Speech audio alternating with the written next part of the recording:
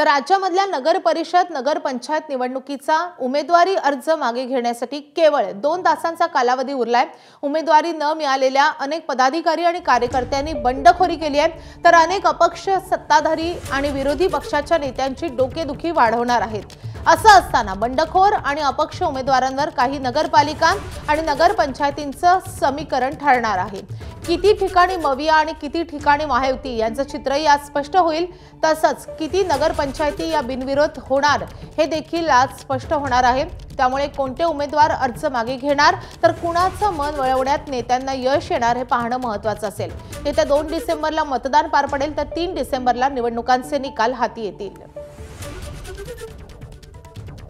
तर या संदर्भात अधिक अपडेट देण्यासाठी आपले प्रतिनिधी कृष्णा केंडे आपल्या सोबत आहेत। कृष्णा, 2च तास उरलेले आहेत अर्ज मागे घेण्यासाठी, काय चित्र आहे मराठवाड्यात आणि एकूणच राज्यामध्ये?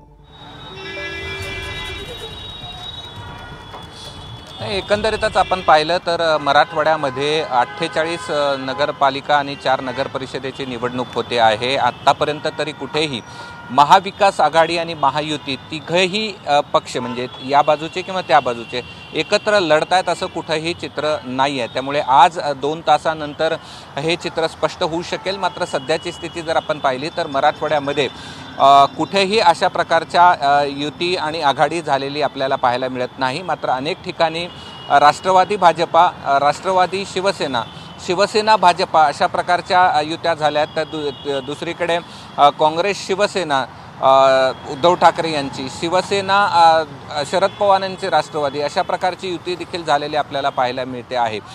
खरं तर आज मराठवाड्यातलं एकंदरीत चित्र पाहिलं तर 8 जिल्ह्यामध्ये बिनविरोध कोणीही अजून निवडून आल्याचं स्पष्ट नाही आहे, कारण दुपारनंतर अजून 2 तासानंतर ते अधिक स्पष्ट होऊ शकेल। मात्र अद्याप कुठेही अशा प्रकारचं चित्र दिसत नाही। एबीपी माझा, उघडा डोळे बघा नीट।